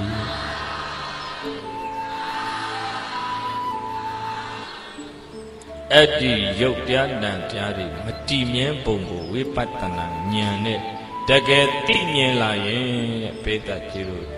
နိဗ္ဗိတတိညီငွေလာလိမ့်မယ်ညတော့ကျွတ်တို့ယုတ်နံခန္ဓာပစ္စည်းဥစ္စာယာတုအာဏာတွေပေါ်ငါပိုင်တယ်လို့ဟုတ်ထင်ပြီးလက်ဆုပ်တင်းနေတာဟာဘာကိုနားမလဲလို့မမြဲတာကိုနားလဲပါအဲ့ဒါကိုနားမလဲရင်စွဲတွေထူလာလိမ့်မယ်ငါဟာလို့ပစ္စည်းကိုသိမ့်ပိုက်ထားရင်အဲ့ဒီပစ္စည်းလေးပျက်စီးသွားတာနဲ့ငါယင်လဲပူပြီဘာကိုမသိလို့ဘာကိုနားမလဲလို့ နာလေသိမီဝိပဿနာအာမထုတ်ရင်တော့ပေတကြည်လို့ရေနားလည်ဖို့ရမဖြစ်နိုင်ပါတကယ်တမ်းပြောရရဲ့အနိစ္စဒုက္ခအနတ္တဆိုတာပရိစိတ်တွေကိုနဲ့ပေတကြည်တကယ်မမြင်ဘူးအဲကြောင့်အခွင့်တာတုံးကြုံကြိုက်တုံးမှာဝိပဿနာအလုပ်အားထုတ်ကြရမှာအဲ့ဒီကြမှာစိတ်ကလေးကိုမငြိမ်တဲ့စိတ်ကိုတွေ့ပါပြီလမ်းသွားရင်လည်းတွေ့နေတယ်သမင်းစားရင်လည်းတွေ့နေတယ်ဆေးရောင်ရင်လည်းတွေးနေတာလည်းမသိအဲ့တော့ပူဇာဆိုလူတွေကပူနေတာအဲ့ဒါပဲဒါကိုနားမလဲတော့ဘသူကြောင့်ဘယ်ဝါကြောင့်နင်းကြောင့်ငါစိတ်ကူဟာရှုပ်ပွားနေလက်ညှိုးတွေထိုးပြီးပြဿနာတွေကမဆုံးတော့မမြဲတာကိုနားလဲပါနားလဲရင်ပြဿနာတွေအလုံးအေးနိုင်သည်ဝိပဿနာမှာပြဿနာရဲ့အခြေအမြစ်ကိုရှင်းတာပေတကြည့်လူတွေလောကမှာဒီနေ့ပြဿနာဖြစ်နေတာအိမ်ထဲကစတနိုင်ငံလုံးတကဘာလုံးပြဿနာတွေဖြစ်နေတာအတ္တကြောင့်ဘာကြောင့်လို့ငါဟာဆိုတဲ့အစွဲတွေကြောင့်ပြဿနာများသည်မှန်လားပြည်တယ်သူတွေရေးကြည့်တယ်တွေးကြည့်ပါဆိုတဲ့ရေးထားတဲ့စာအုပ်ထဲမှာပါပါတယ်အတ္တဆိုတဲ့ခေါင်းစဉ်နဲ့အလုံးကိုငါနဲ့တူအောင်လုပ်ချင်လို့ဒုက္ခတွေများနေတယ်အလုံးကိုငါဟာဖြစ်အောင်လုပ်ချင်လို့ပြိပခါတွေတိုးနေတယ်ငါနဲ့မတူတဲ့သူမှန်သမျှငါယံသူလို့သဘောထားနေလို့ပြဿနာတွေပွားနေတယ်တလောကလုံးမှာဖြစ်ပေါ်နေတဲ့ပြဿနာတွေရဲ့တစ်ခုတည်းသောအကြောင်းရင်းကငါဆိုတဲ့အတ္တပါပဲဝိပဿနာကအဲ့အတ္တကိုဖြူချငါဆိုတာဘယ်မှာရှိလို့လဲတွေးစိတ်ကလေးတစ်ခုဖြစ်ပေါ်လာသည်အတိညာနဲ့တတိနဲ့ရှင်တဲ့စိတ်ကလေးကတိလိုက်သည်တိလိုက်တော့တွေးစိတ်ကလေးမြဲတာတွေ့သလားပျောက်သွားတာတွေ့သလားဝမ်းသာတဲ့စိတ်တွေဖြစ်လာသည်ပြေလေတာတွေနဲ့ကြုံတော့ဝမ်းသာတဲ့စိတ်ကလေးဖြစ်ဘူးလားဒုက္ခံဝဝေဒနံဝေရမာနောဒုက္ခံဝေဒနံဝေရမိတိပါဇာနာတိဝမ်းသာတဲ့ခံစားမှုတွေဖြစ်လာရင်အဲ့ဒါကိုတိလိုက်တော့ဝမ်းသာတဲ့စိတ်ကလေးကလည်းမြဲတာတွေ့သလားပြတ်သွားတာပဲတွေ့သလားဖြစ်ပြီးရင်ပေါ်လာပြီးရင်မမြဲတာကိုနားလဲပါဝမ်းသာတာလည်းမမြဲဝမ်းနေတာလည်းတပ္ပိသင်္ခါရအနိစ္စတပ္ပိလုံးစုံကိုတော့သင်္ခါရယုတ်နံဓမ္မသင်္ခါရတရားတို့သည်အနိစ္စမမြဲကြလီကုန်စွာတကားဣတိဤကဲ့သို့ယရာချင်းခါကာလမပတ္တိဝိပဿနာဉာဏ်ပညာဖြင့်ကောင်းစွာထင်ထင်ကိုယ်တိုင်သိမြင်လာပါ၏အထထောကဲ့သို့ယုတ်နံနှစ်သိရဲ့ဖြစ်ခြင်းပြည့်ခြင်းကိုကောင်းစွာထင်ထင်သိမြင်လာတဲ့အခါမှာဒုက္ခဖြစ်လိုက်ပြက်လိုက်နဲ့နှိမ့်ဆက်နေတဲ့ယုတ်နံဒုက္ခသစ္စာတရားပေါ်၌နေဗိဒတိယင့်တန်လာတဲ့ဉာဏ်ကညီးငွေလာမယ်ဧတဧတောအဲ့ဒီလိုယုတ်နံဒုက္ခသစ္စာတရားပေါ်မှာညီးငွေလာခြင်းသည်ဝိသုဒ္ဓိယအခုဗုဒ္ဓဘာသာဝင်တွေဆူတောင်းနေတဲ့နိဗ္ဗာန်တပေစယောဟောတုလို့ဆူတောင်းနေတဲ့နိဗ္ဗာန်ချမ်းသာတရားဤမေကောရာကြောင့်လမ်းကောင်းလမ်းမှန်ကြီးဖြစ်ပါပေတယ်လို့တတ္ထာနလူရဆရာဘုရားရှင်သည်အဝေါသကရုဏာရှိရှုဟောကြားတော်မူခဲ့ပါပေတည်း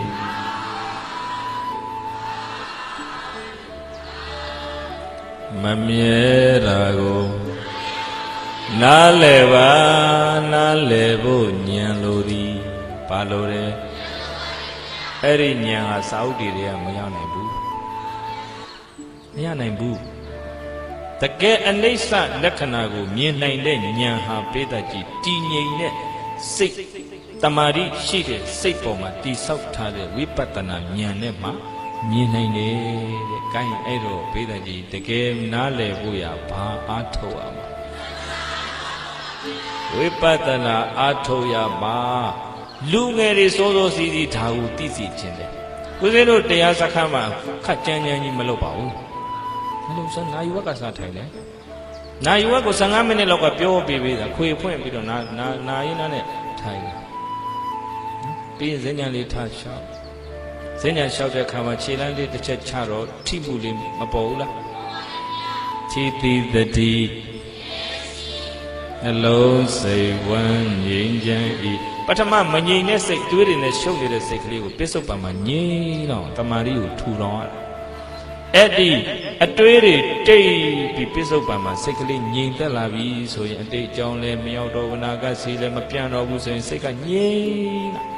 အငြိမ်နေတဲ့တမာတိနဲ့ရှင်တဲ့စိတ်မှာတွဲပြီးဖြစ်လာတဲ့ဉာဏ်ပညာက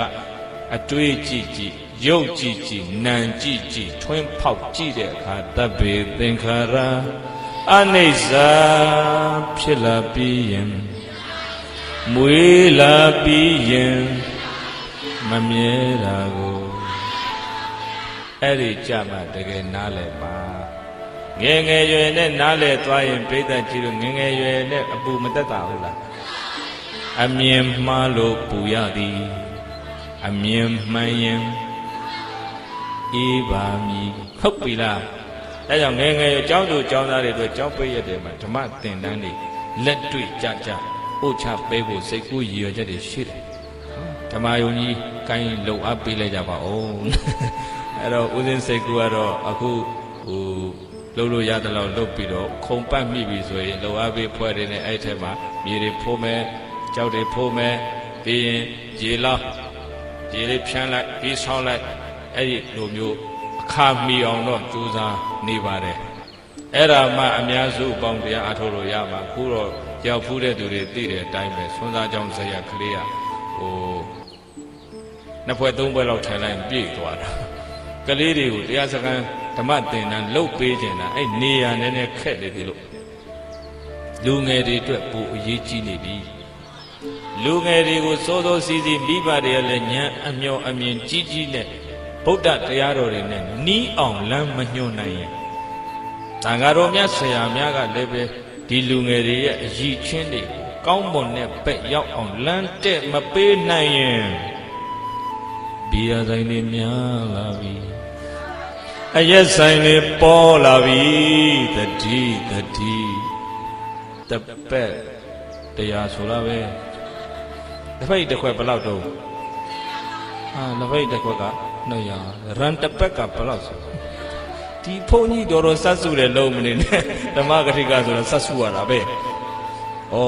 ခင်ဗျားတို့တတိပေးဖို့လူငယ်တွေကအမြင်မှန်ရှိစေခြင်းသည်မိသားစုတွေရက်ွက်တွေမန္တလေးမြို့ကြီးတွေမြမပြည်ကြီးတွေသားကောင်းယရနာသမီးကောင်းယရနာတွေဖြစ်စေခြင်းသည်တရားနဲ့ဒီမှဖြစ်လာမယ်မှားရဲ့လားဒီတရားတွေနဲ့ဝေးလို့ရတော့ငါဆိုတဲ့အတ္တတွေကထူတဲ့ထူငါအတွက်ဆိုရင်ငါဘာမဆိုလုံရဲသည်ဆိုတဲ့စိတ်ရိုင်းတွေဝင်ကြမည်အဲ့ကြတော့ရာဇဝမှုဒုစရိုက်မှုတွေများရောပေါ့အဲ့ဒီပတ်ဝန်းကျင်ကြီးစူပွဲရောပေါ့ There's no true peace without practicing the teachings of the Buddha နဗုဒ္ဓရဲ့ဒီဝိပဿနာတရားအဆုံးအမတွေကိုလက်တွေ့လိုက်နာကျင့်ကြံခြင်းမရှိပဲစင်မှန်တဲ့ငြိမ်းချမ်းရေးလည်းမရှိနိုင်ပါရှိနိုင်မလားလူစိတ်တွေငြိမ်းချမ်းရင်လူလောကကြီးလည်းငြိမ်းချမ်းတာပါလူစိတ်တွေပူလောင်ရင်လူလောကကြီးလည်းအပူလောကကြီးဖြစ်ပါလိမ့်မည်မှန်ရဲ့လားဗုဒ္ဓတရားတော်တွေကလောကငြိမ်းချမ်းရေးဆိုတာဒါမမြဲတာကိုနားလဲပါဖြစ်လာပြီးရင်ပြရသည်မွေးလာပြီးရင်တွေ့ဆုံပြီးရင်ခွဲရသည်မှန်ရလားနုပြိုခြင်းဟာဘယ်မှာဆုံးအိုမင်းခြင်းမှာဆုံးသည်မှန်ရလားကျမ်းမာခြင်းဟာဘယ်မှာဆုံး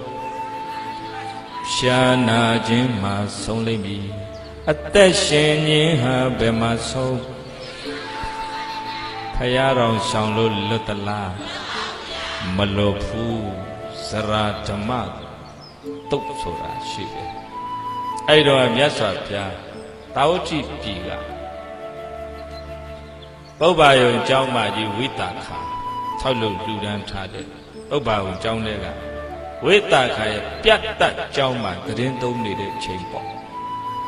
ပြတ်တတ်ကျောင်းမှာသတင်းသုံးညနေခင်းလေးတစ်ခုမှာနေကြီး နွေနွေညနေခင်းနေကြည်လေးရတယ်အနောက်ကနေထိုးကြတယ်ဗုဒ္ဓမြတ်စွာကျောင်းပေါ်ကနေဆင်းလာပြီးတော့အရှိအယတ်သူမျက်နှာမူရှေ့ရမျက်နှာမူပြီးတော့ကျောင်းကြီးရဲ့ရှေ့မှာ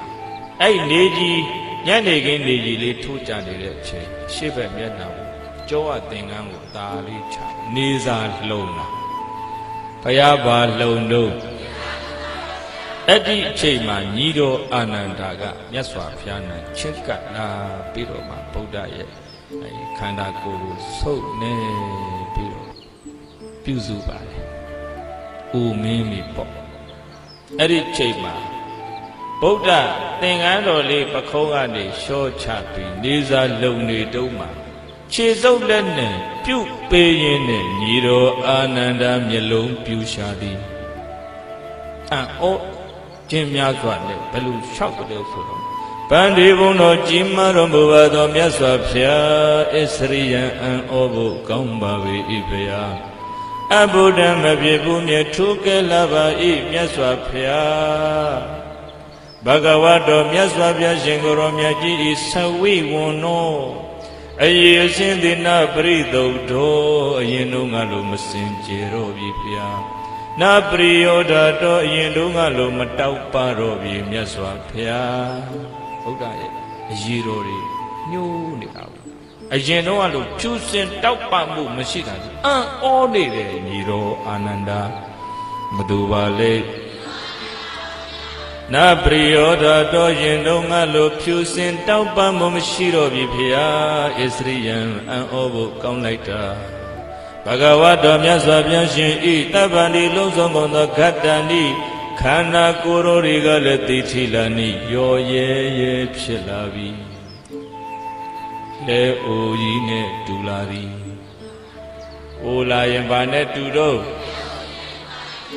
တပ္ပန္တိလုံးစုံကုန်သောဂတ္တန်ဤမြတ်စွာဘုရားရှင်ဤခန္ဓာကိုယ်တို့သည်သိထီလာနိရောရောရဲရဲဖြစ်ကုန်ကြပါပြီဖျားဝလိယဇာတန်ဤအယေရီတွန်းလိမ့်လာပါပြီဖျားအိုမင်းလာပြီဇရာနှိမ့်ဆက်သည်လှပတဲ့ဖြူစင်တဲ့ဝင်းဝါတဲ့တင်းတင်းရဲရဲရှိတဲ့ဒီရုပ်ရည်ကိုဇရာကဝမ်းမျိုးသည်ဖျားတော်လွတ်ရဲ့လားဝလိယဇာတန်ဤအယေရီတွန်းလိမ့်လာပြီဖျားဘဂဝါတော်မြတ်စွာဘုရားရှင်ကိုယ်တော်မြတ်ဤကာယောသခန္ဓာကိုယ်ကလည်းပဲပုရတော်ရှိသူပပရောကိုင်းနေပြီဖျားခန္ဓာကိုယ်လည်းရှိနေနေကိုင်းနေပြီဖျားဣန္ဒြိယနစကုသောတခန္ဓာစိန်ဝကာယစတဲ့ဣန္ဒြေတို့ဤညထတံအရင်တုန်းကနဲ့မတူပဲဖောက်ပြန်ပြောင်းလဲနေတဲ့ဖြစ်သည့်ဒိဋ္ဌိထင်ရှားနေပြီဖျားဖျားဥရာဟုညီတော်အာနန္ဒာအံ့ဩနေတယ်ဟောဖျားဆိုရင်ငါတို့လိုဥမာမဟုတ်ဘူးလို့ထင်နေပုံရပါတယ်မွေးလာရင်သေရမယ်မသေးခင်အိုကြသည်အိုလာရင်နာမှာပဲတဲ့အိုကြီးမှန်ရပိတကြီးနုပြိုခြင်းဟာဘယ်မှာဆုံးမယ်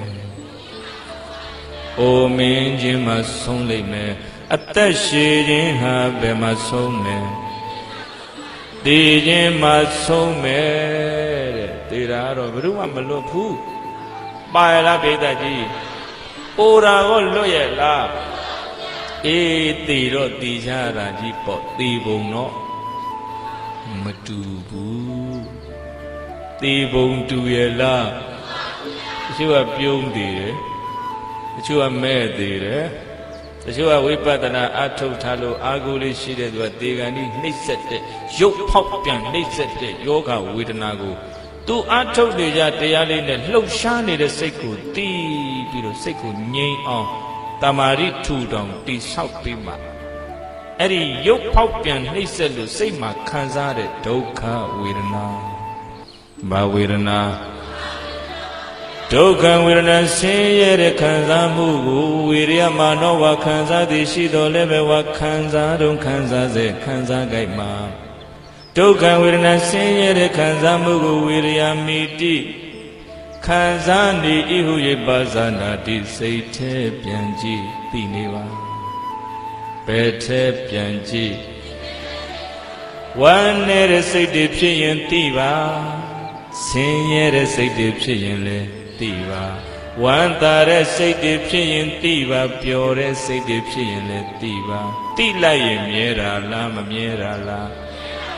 တဗ္ဗေသင်္ခါရအနိစ္စဩဖြစ်လာသမျှပြည့်ရတယ်ဖြစ်ပြီးပြည့်လို့မမြဲတာကိုနားလဲပါတေကန်ဒီမှာ तू ကခန္ဓာကိုလည်းမစွဲပဲနဲ့ဖြစ်ပြီးပြတ်သွားသေးတာပဲလို့ဉာဏ်နဲ့ရှုမှတ်သိနိုင်တဲ့သူကနေသလားများသလားဒါဖြစ်လို့တို့ဝိပဿနာအထုတ်တဲ့သူကလည်းနေသလားများသလားအောင်မလေးဟိုဆရာတော်နာမည်ကြီးရဲ့ဆိုသွားလိုက်ကြဒီဆရာတော်နာမည်ကြီးရဲ့ဆိုသွားလိုက်ကြဆရာတော်တွေကတော့တကယ်ပဲနာမည်ကြီးပါရဲ့တရားကမ္မထမ်းပေးလဲကောင်းပါရဲ့သွားကြတဲ့ကတရားတရားကမပါဘူးသူမြန်ရောင်လို့ရောင်အမောင်တောင်မှန်းမြောင်မှန်းမသိခဲ့ပါဆရာစခန်းတော့ပြန်ခဲ့တာပဲတောင်မှန်းမြောင်မှန်းကိုသိခဲ့ဒီတရားရီလောက်ထိုင်လို့ဟဲ့လားနာကျင်ကြိုက်ခဲတောင့်တင်းတာလေးကိုကြောက်ပြီးတော့ရေသာခိုးနေနောက်ကြနိုင်သမျှကြအောင်သူလုပ်တယ်ထိုင်တယ်တော့တန်ညောင်းဘယ်တော့ခောက်မလဲဝိရိယကလည်းပြော့တော့တော့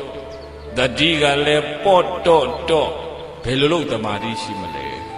တမာတိမရှိရင်ဉာဏ်မပေါ်နိုင်တမာတိမရှိရင်ဉာဏ်မပေါ်နိုင်တဲ့ဒါကြောင့်ဦးဇင်းတို့တရားစခန်းတော့ပေါ့တော့ရော့တော့မလုပ်ပါဘူးဝိုင်းထိုင်စကားပြောနေရတာမရှိဘူးတလားဆိုတလားတရားလုတ်ချင်တဲ့တရားလေးပဲယူခဲ့ဦးဇင်းအခုနှစ်ယောက်နဲ့ပြောသမီးဆောင်လေးတွေ18ဆောင်တော့တောင်တကာပေါ်သွားပြီအခု10ဆောင်16ဆောင်တော့တည်ထားပြီအဲ့ဒါလေးတွေချောဖို့ရှိအဲ့ဒါမျိုးသမီးနှစ်ယောက်ထားပါပဲကျောင်းတကာတွေပြောထားတယ်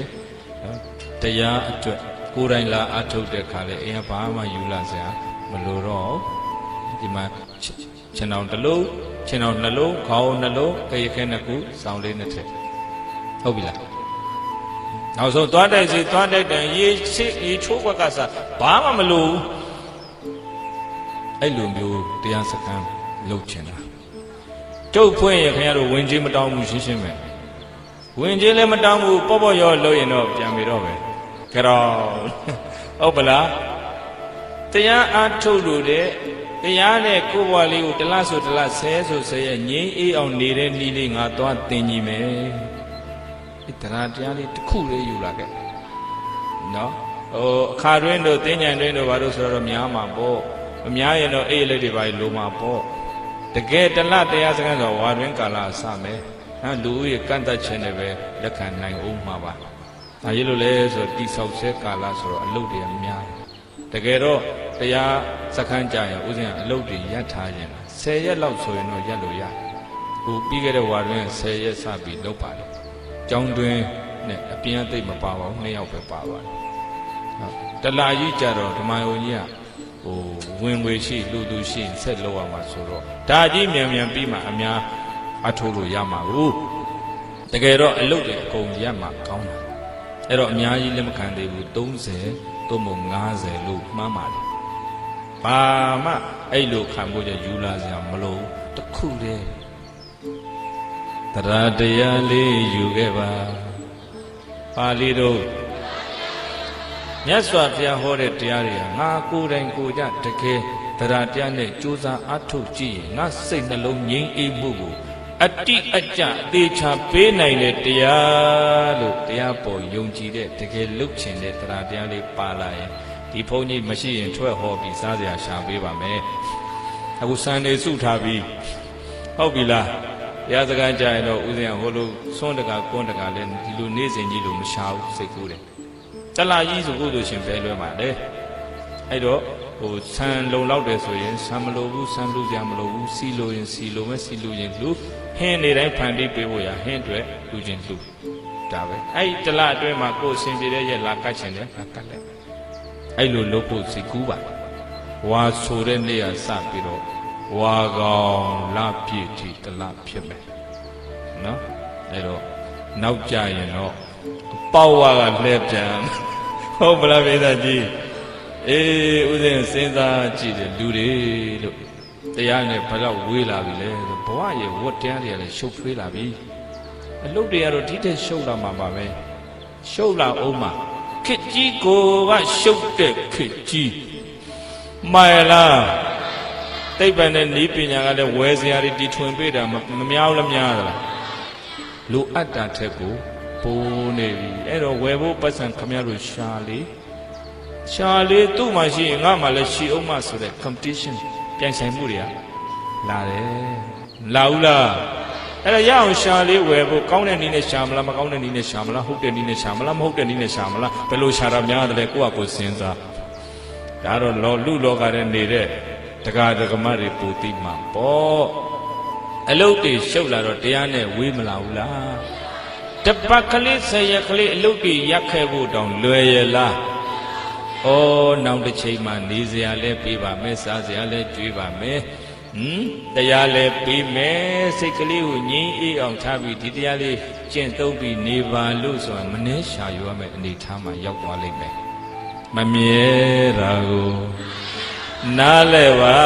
ဟုတ်တယ်ထင်တဲ့အရာတွေအလုံးတစ်နေ့ထားပြီးတော့သွားရလိမ့်မယ်မှန်ရဲ့လား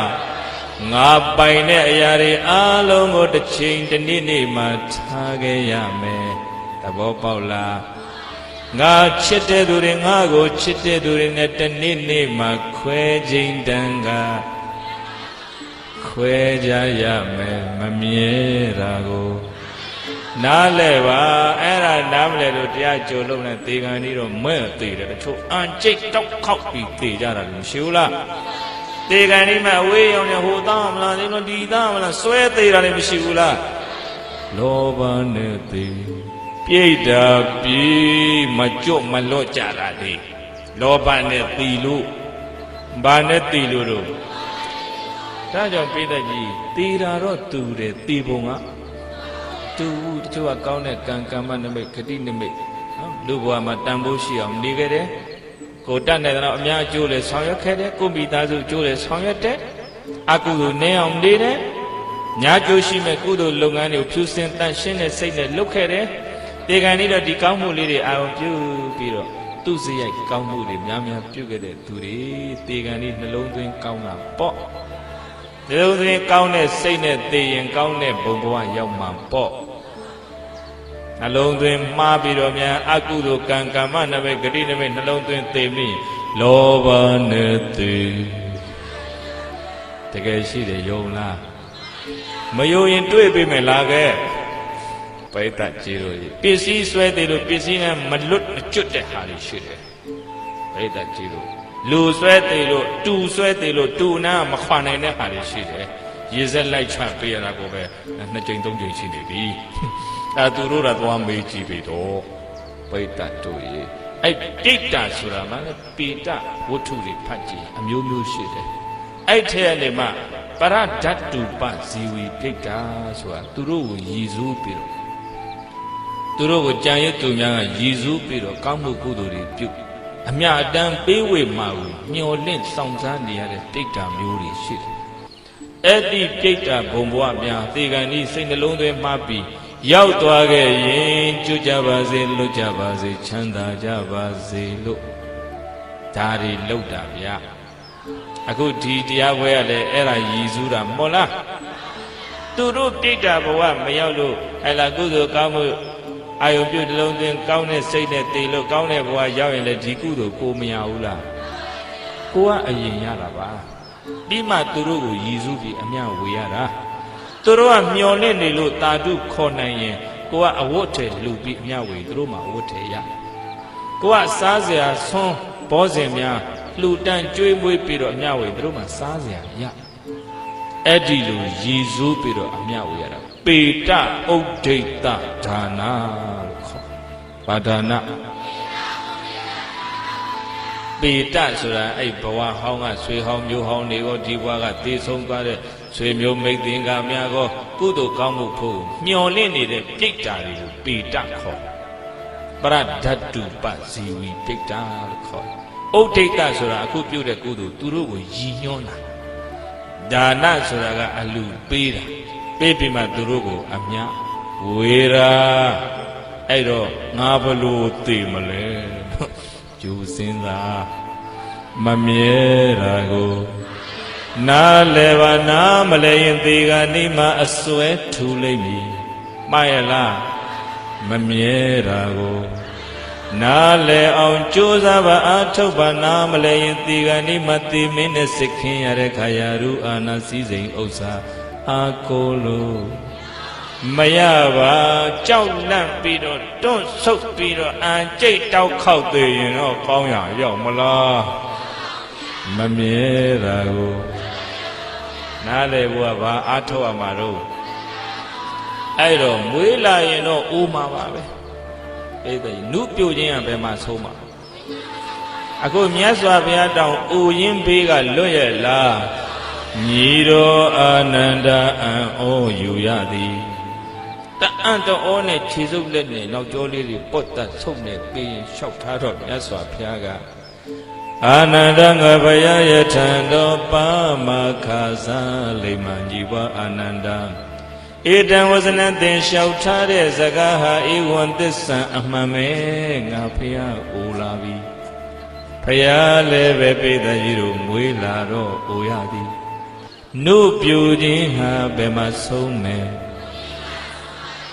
သရဓမ္မောယုပင်ကြီးပြာတိဓမ္မောအာရောက်ကြီးမရဏဓမ္မောဇီဝိတေ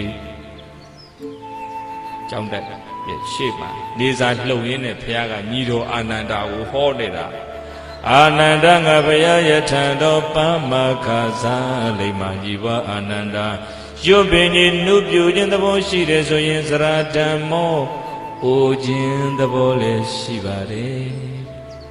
ဘုရားမအိုဘူးမှန်တယ်အံတော်နဲ့မအိုဘူးလားအိုသလား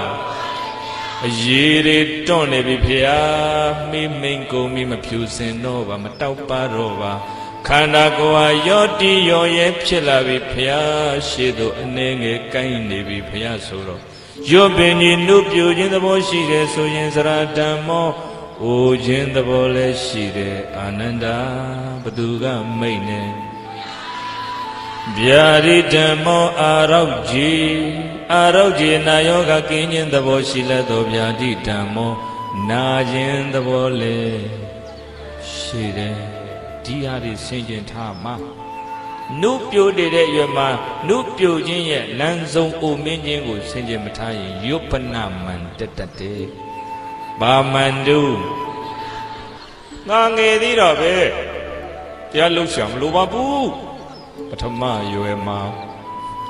ပညာရှားမှာတဲ့တရားတော့မရှားပညာရှားရင်ငယ်ငယ်နဲ့သိသွားကြတာမရှိဘူးလားတရားနဲ့တွေ့အောင်မလားမမြဲတာကိုနားလည်ပါအောင်မလားရှားမှမရှားပဲပညာပဲရှားတယ်ဘွဲ့ပဲရသွားတယ်တရားတော့ရှားလို့လားမရှားလို့လားအဲ့ဒါယုပ္ပနမံကိုနှိမ်ဖို့ရအဲ့ဒါချင်းချင်းထားတဲ့ကျမ်းမာခြင်းသဘောရှိရင်ဖြာနာခြင်းသဘောလည်းမရှိဘူးလားဩကိုအမြဲတမ်းကျမ်းမာနေမယ်လို့မထင်ကြနဲ့အဲ့ဒါကျမ်းမာတော့မှနာခြင်းသဘောချင်းချင်းထားရင်မနာခင်မှတရားရှာမိမှာပေါ့ဆိုတော့ငါကျမ်းမာသေးတာပဲတဲ့ငါအလုပ်လုပ်နိုင်ပါသေးတယ်ငါရှာနိုင်ပါသေးတယ်ရှာပေါ့ဒုတိယအရွယ်မှာဥစ္စာရှာတဲ့တရားတော့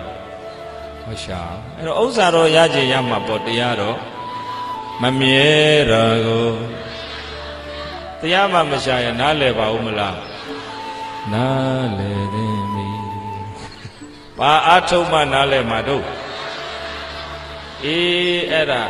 အာရောက်ကြမှန်ဆိုတာတက်တယ်အာနန္ဒအိုညီဘအာနန္ဒဇီဝိတေသက်ရှင်ခြင်းသဘောရှိတယ်ဆိုရင်မရဏဓမ္မောတည်ခြင်းသဘောလေရှိတယ်သက်ရှင်ခြင်းဟာဘယ်မှာဆုံးမယ်မဟုတ်ဘူးလားအဲ့ဒါမေ့နေကြမေ့နေကြတော့ မနေ့ဖြင့်ဒေအိုးတဲ့ဖြောခံမဲ့ကြက်တီချင်းကြီးနဲ့တည်သွားတာပြင်ဘူးလားမနေ့ဖြင့်သူတို့ဒေအိုးတဲ့ရောက်တော့မှာတိရဲ့လားမသိတော့ကြက်ချင်းထဲမှာတစ်ကောင်နဲ့တစ်ကောင်သူ့ခေါင်းဆိတ်လိုက်ကိုယ်ခေါင်းဆိတ်လိုက်ကြက်ချင်းထဲမှာကြက်တီရံဖြစ်နေတာဘာကိုနားမလဲလို့ဒီနေ့ဟိုအိမ်မှာလဲတကြက်ကြက်ဒီအိမ်မှာလဲတကြက်ကြက်မိသားစုတိုင်းဆူလို့ပွက်နေတာဘာကိုနားမလဲလို့မသေးခင်မှာကုသိုလ်ကံပေးလိုက်လို့တွေ့ဆုံနေရတဲ့တွေ့ဆုံခြင်းတွေဟာယံဖြစ်ဖို့ဖြစ်နေတာနှမျိုးစရာမှန်လားပြည်သက်ကြီးမသေးခင်လေးတွေ့ကြုံနေရတဲ့ချိန်မှာမေတ္တာတရားနဲ့မဆက်ဆံနိုင်ကြတော့ပါညီကိုချင်းချင်းလည်းမေတ္တာဓာတ်တွေခန်းချောက်လာတာမောင်နှမချင်းချင်းလည်းမုံတရားတွေများလာတာဘာကိုနားမလဲလို့နားလေသိပြီဆိုရင်ဒါဘောပြောတယ်မို့လားညတို့ကဘာတွေသွားနားလေနေမှမသိပဲတရားကိုနားလေရမှာဘာကိုနားလဲရမှာတော့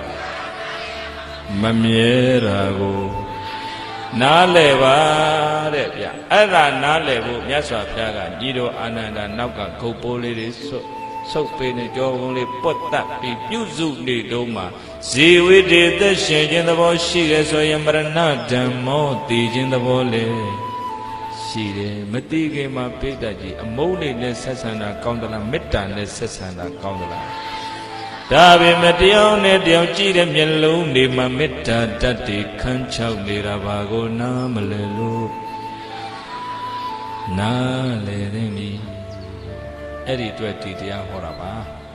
မဟုတ်ရင်တော့ဘဝတက်တန်တူတူလေးအတွင်းမှာအမုန်းနေနဲ့ကုန်ကြမှာရံဖြစ်ချင်းနဲ့ပဲကုန်ဆုံးကြမှာပဲ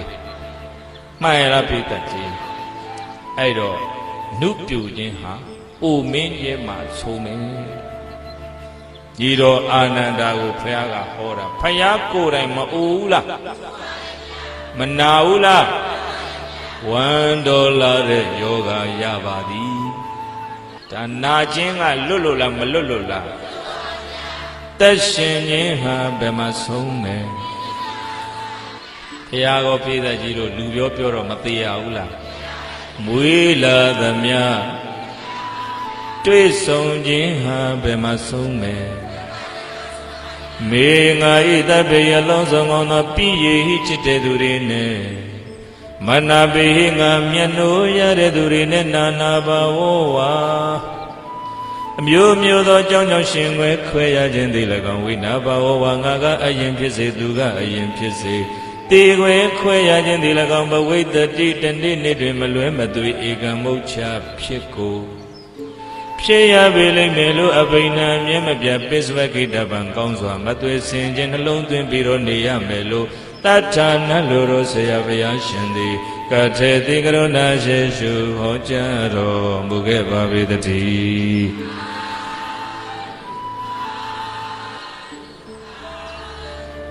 အဲ့ဒီလိုခွဲပါခြင်းဆင်ခြင်ထားရင်မခွဲခင်မှာပိဋကကြီးချစ်ချစ်ခင်ခင်မေတ္တာတရားနဲ့ဆက်ဆံနိုင်ကြရင်မကောင်းဘူးလား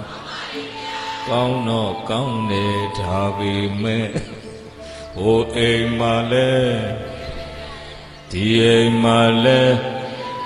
မိသားစုတိုင်းဆူလို့ပွဲကျဲတကြက်ကြက်မိသားစုတွေဖြစ်နေတာဘာကိုနားမလဲလို့နားလေသိပြီ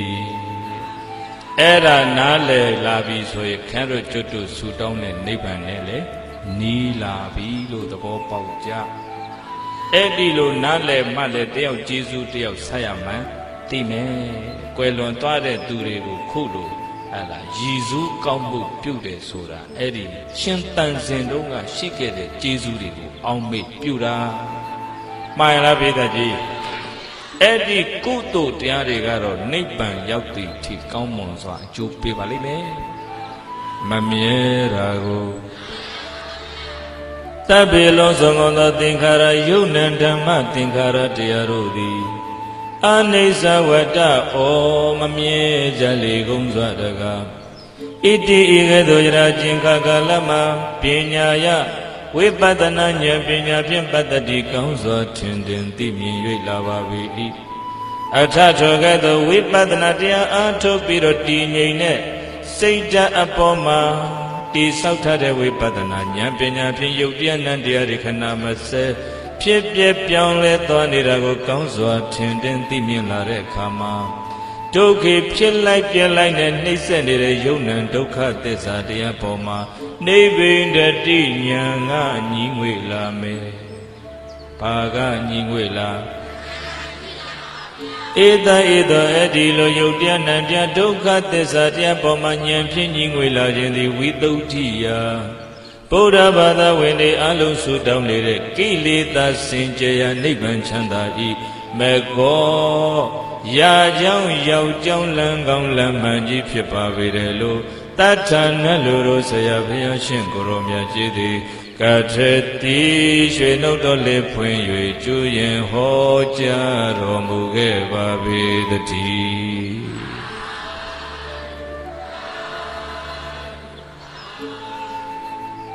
အဲ့ဒီပါကြောင်းလေးရှိမှာ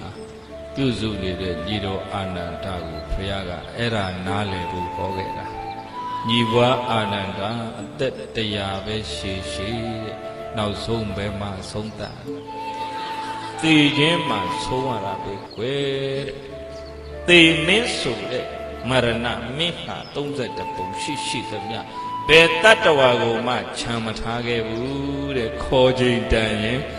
ခေါ်တာပဲအလှဲ့ကြရင်လိုက်ရမယ်ပြင်ဆင်ထားဘာကိုနားလဲအောင်ပြင်ထားနားလဲရင်တော့ပိဿကြီးနေရတဲ့ကာလမှာလဲအစွဲအဲ့ဒါရော့တဲ့အတွက်ကြောင့်စိတ်ပေါ်ပါတယ်မှန်ရလားကုသိုလ်တရားတွေတိုးဖို့ဆိုရင်လည်းအဲ့ဒါနားလဲရမှာနားလဲအောင်ကဘာအားထုတ်ရမှာအဲ့ဒီလိုကြိုးစားအထုတ်ပြီးတော့ပါဝိပဿနာဉာဏ်ရင့်တန်ပြီးမဲ့ဉာဏ်ဖူဉာဏ်ထိရရှိအောင်အထုတ်ဖို့လူဖြစ်လာတာသာသနာနဲ့တွေ့တော့မဲ့ဒီခွင့်ရရတယ်ဆိုတာသဘောပေါက်နားလည်၍အာလုံးစစ်မှန်တဲ့ချမ်းသာတရားကိုဝိပဿနာဉာဏ်မဲ့ဉာဏ်ဖူဉာဏ်တို့ဖြင့်ရှာဖွေတွေ့ရှိနိုင်ကြပါစေကဲသုတော်အမြဝေပြီးကွယ်လွန်သွားတဲ့မိခင်ကြီးဒေါ်ကျင်ဆိုင်နဲ့ဘဝဟောင်းမှတန်တရားဆက်ပါတော်ဆက်ခဲ့ကြတဲ့ဆွေဟောင်းမျိုးဟောင်းမိတ်ဟောင်းဆွေဟောင်းအားလုံးဒီကောင်းမှုကုသိုလ်ဖို့ကိုအမြရရှိကြပါစေအမြရပြီးတော့ဝမ်းမြောက်လို့မော်တာတုလဲခေါ်ဆိုနိုင်ပြီးချမ်းသာဒုက္ခရရှိပါစေလို့အာယုံပြုပြည့်စုံခွင့်ကံယေရပိရောတို့ဤဣဒံပုံညာဘုံကဲ့သို့အာယေခံကာဘဝသဗ္ဗဝေလွန်တော်သောနန္ဒဂိုင်းဝင်ယေရှုရှင်ဒီခင်ကြီးတော်ကျင်ဆိုင်နှင့်တန်တရားဆက်ဆက်မှာတော်ဆက်ခဲ့ကြသောဆွေဟောင်းမျိုးဟောင်းဒီဟောင်းပါဟောင်းကြောင့်မလို့ကြသေးသောပုဂ္ဂိုလ်တ attva ပေါင်းတို့အားကိုခြင်းနာခြင်းဒီခြင်းကင်းရာနိဗ္ဗာန်ချမ်းသာကိုမျက်မှောက်ပြုနိုင်သောမောရိညာဤသစ္စယောရာယာပြောင်းသံပန်းကောင်းသည်ဟောတုဖြစ်ပါစေတည်းဒီကံမှုဤကိုယ်ပါကကိုသူအဖြစ်ရောငယ်သောအာယခံကာဘဝတပါဝေလွန်သွားသောနန္ဒဂိုင်းဝင်